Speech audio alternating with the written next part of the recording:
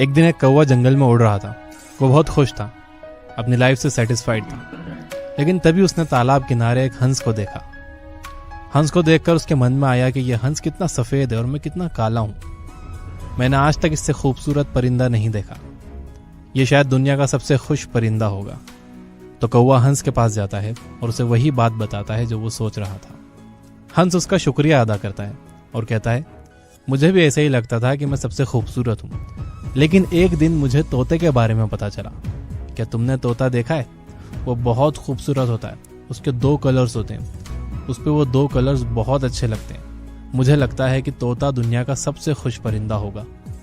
तो कौवा वहां से उड़ जाता है, तोते को ढूंढता है और तोते को सारी बात बताता है। तोता कहता है, पहले मैं भी बहुत खुश रहता था, लेकिन एक दिन मैंने मोर को देखा। मेरे परों के तो सिर्फ 2 ही रंग हैं, लेकिन मोर के परों में कई रंग हैं। मुझे लगता है कि मोर सबसे खुश परिंदा होगा। तो कौवा निकल पड़ा मोर को ढूंढने। मोर उसे मिला एक चिड़ियाघर में। कौवा मोर को देखकर हैरान हो गया।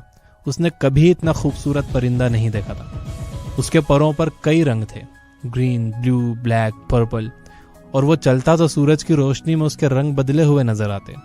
और कई इंसान उसे देखने के लिए आए हुए थे, उसके फोटोज खींच रहे थे। जब सारे लोग चले गए तब कौवा मोर के पास गया और उसने मोर से कहा, मिस्टर मोर, आप बहुत खूबसूरत हो। हजारों लोग आपको देखने के लिए आते हैं, आपके फोटोज खींचते हैं। ये कितनी अमेजिंग बात है। लेकिन लोग जब मुझे देखते हैं तो भगा देते हैं। आप तो शायद दुनिया के सबसे खुश परिंदे होंगे।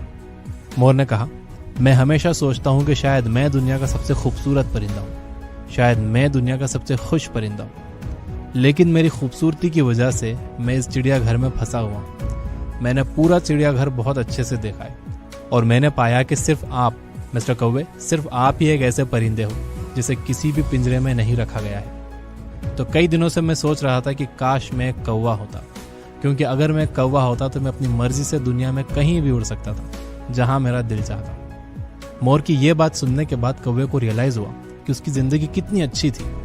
उसे अपनी किसी भी चीज की कदर नहीं थी।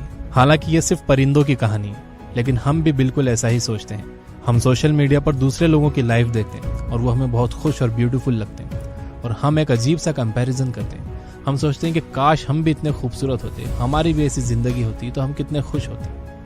और हमारे पास जो है हम उसकी कदर नहीं करते, और ये चीज़ हमें दुखी करते ही जाती, हमें कभी खुश होने नहीं देती। देखिए, दुनिया में हमेशा कोई ना कोई आपसे ज़्यादा खुश, आपसे ज़्यादा ब्यूटीफुल, आपसे ज़्यादा अमीर होगा।